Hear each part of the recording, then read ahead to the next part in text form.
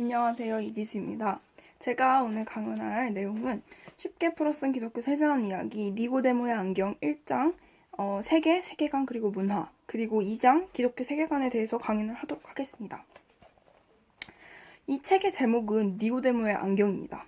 왜 책의 제목이 뜬금없이 니고데모를 언급하고 또 그 시대에 없던 안경이라는 그런 발명품까지 이야기하고 있을까요?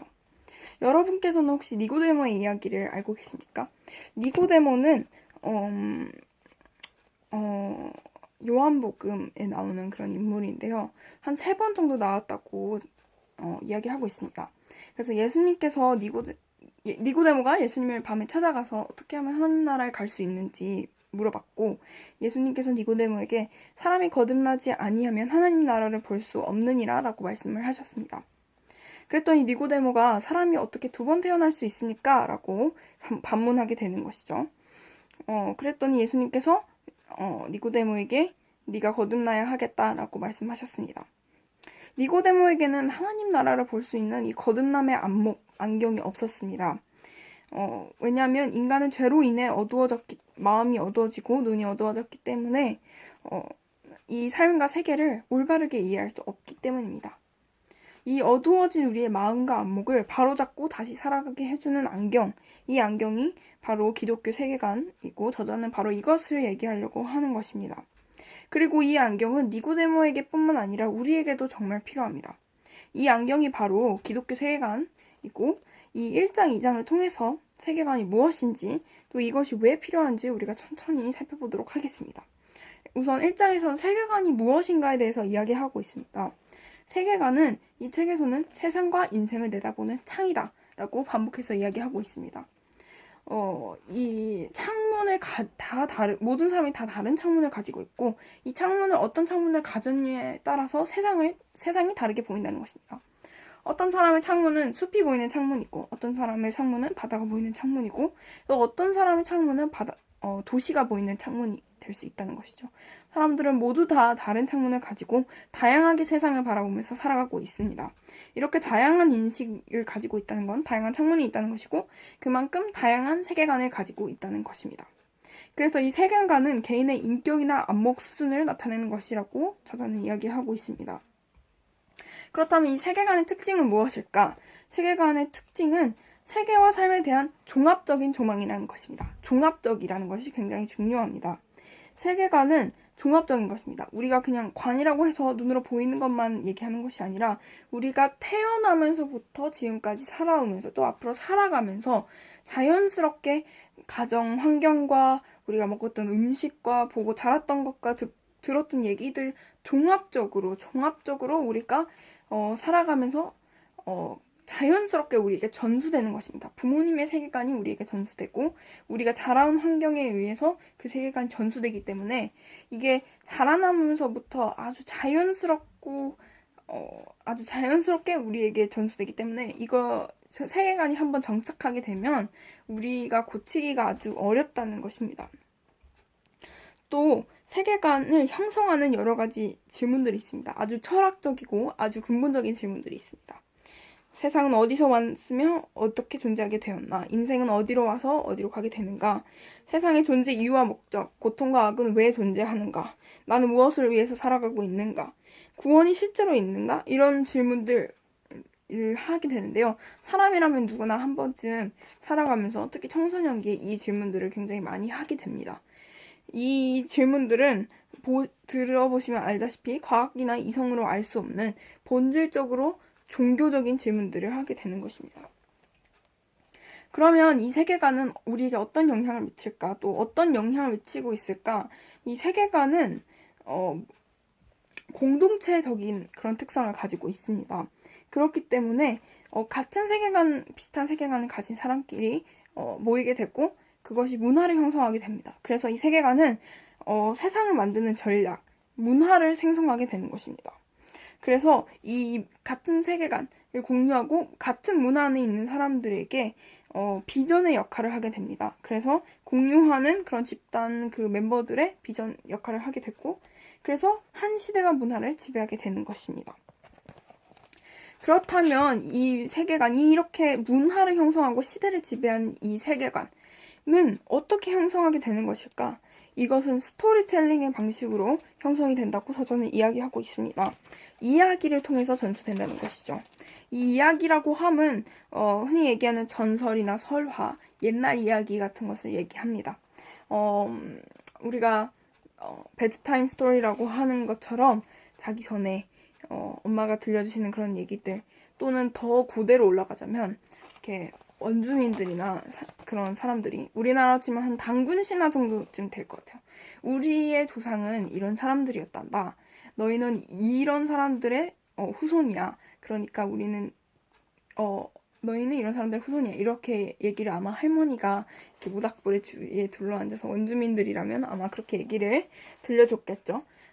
그래서 그 아이들은 그렇게 생각하고 있습니다. 아, 우리의 조상은 이런 사람이구나. 나는 이런 사람의 혈통에서 태어났구나. 그럼 나는 앞으로 어떻게 살아가야겠다. 이런 생각들을 어렴풋이 하게 된다는 것입니다. 나는 이런 사람의 자손이고, 그래서 나도 역시 뭐 그런 고귀한 사람이고, 이런 생각을 하게 된다는 것이죠. 그래서 이 과거를 회상하고 역사를 이야기한다는 것은 반드시 비전이나 전망을 포함하게 되어 있습니다. 그냥 옛날 이야기를 하는 단순한 그런 수준이 아니라, 우리의 그 부족이, 우리의 그 민족이 앞으로 어떻게 나아가야 할지 그 비전을 담고 있다는 것입니다. 그래서, 이것을 히브리 전통에 대해서 또 이야기하면서 1장이 그렇게 끝났고, 2장이 바로 이어서 기독교 세계관이 무엇인지에 대해서 이야기하고 있습니다. 일단 기독교 세계관은 이 성경 속에서 우리가 만나볼 수 있는데, 이야기 형식으로, 역시 성경도 이야기 형식으로 되어 있습니다. 그래서 이 히브리 전통제가 아까 방금 말씀드렸는데, 구약 시대에는 이 절기나 노래를 통해서 이야기를 전수했습니다. 우리가 어떤 민족인지, 뭐 히브리 사람들, 유대 사람들은 우리가 어떻게 해서 창조됐고, 또 어떻게 해서 출애굽을 했고, 그래서 우리의 하나님은 어떤 하나님이고, 우리는 이런 민족이고, 이런 얘기를 했을 것입니다. 그래서 쉐마 이스라엘이라는 유명한 말씀이 있는 것처럼 그렇게 계속 자녀들에게 하나님의 말씀을 가르치면서 기독교 세계관이 전수됐을 것입니다. 신약 시대에는 사부복음서나 아니면 스데반 집사의 설교같이 그런 형식으로 이야기가 전수됐을 것입니다. 그렇다면 이제 2장에서는 이 기독교 세계관이라는 그 개념이 언제 시작됐을까라는 이야기 역시 하고 있는데, 일단 기독교 세계관은 철학의 기초를 형성하는 기초적인 이해, 철학보다 훨씬 더 이전에, 이론보다 이전에 있는 정말 기본적인 것을 세계관의 어원이라고 우리는 책에서 그렇게 설명하고 있는데요. 아브라함 카이퍼라는 사람이 처음으로 이 기독교 세계관이라는 그런 말을 쓴 사람입니다. Life and World View, 총체적인 삶의 체계라는 말을 통해서 기독교 세계관을 설명하고 있고, 이후에 헤르만 도예베르트라는 사람이 좀 더 구체적으로 이것을 발전시켜 나갔다고 책에서는 설명하고 있습니다. 그렇다면 이 기독교 세계관은 무엇일까? 칼빈은 기독교 세계관이 자연인의 안목을 고치는 안경이라고 설명하고 있습니다. 자연인이란 비그리스도인을 얘기하는 것이죠. 하나님을 모르는 사람들의 안목을 고치는 안경이 바로 기독교 세계관이라는 것입니다. 왜냐하면 거듭나지 않은 사람은 죄로 인해 세상에 대한 안목이 어두워졌기 때문입니다. 그래서 이 기독교 세계관이라고 딱 말하자면 이제 좀 더 어려운 말로 구속적 세계관이라는 말이 있습니다. 창조, 타락, 구속, 이 세 가지를 하나로 묶어서 우리가 기독교 세계관, 즉 구속적 세계관이라고 이야기합니다. 이 창조, 타락, 구속은 그 어떤 것도 따로따로 떨어져서는 안 되고 반드시 하나의 덩어리로 봐야 합니다.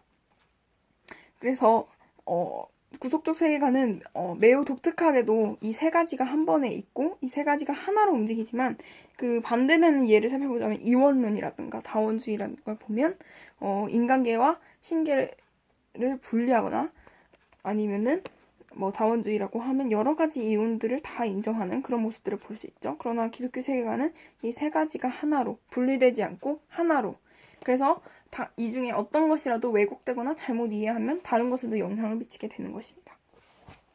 다원주의적이고 혼란스러운 세상을 살아가고 있기에 우리는 더욱더 기독교 세계관을 가진 사람들이 되어야 합니다.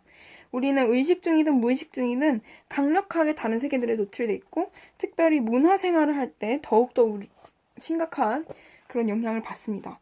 그리스도인들은 주어진 세계를 비판 없이 그냥 수용해서는 안 됩니다. 그것은 사랑이나 포용이 아닌 것입니다. 로마서 12장 1절 2절 말씀이 우리에게 주는 도전처럼 우리는 첫째로 변화를 받아 새롭게 되어 하나님의 뜻을 분별할 줄 알아야 하며, 둘째, 이 세대를 본받지 말아야 합니다. 이것은 굉장히 어려운 일인데, 앞에서도 말했듯 우리의 세계관은 태어날 때부터 자연스럽게 전수받은 것이기 때문에 굉장히 강하게 우리에게 붙어 있습니다. 그러나 정말 거듭난 사람이라면 안목이나 세계관이 반드시 달라지게 되어 있습니다. 더 이상 이전과 같이 죄로 물든 눈으로 이 세계를 바라볼 수가 없습니다. 지금까지 우리가 개관을 간단하게 했었는데, 이제부터는 기독교 세계관이 무엇인지, 특별히 다음 3, 4장에서는 구속적 세계관 중 창조, 첫 번째 단계인 창조에 대해서 알아보면서 우리가 예수님 닮은 눈으로 세상을 보도록 공부하고 훈련하는 그런 시간이 됐으면 좋겠습니다.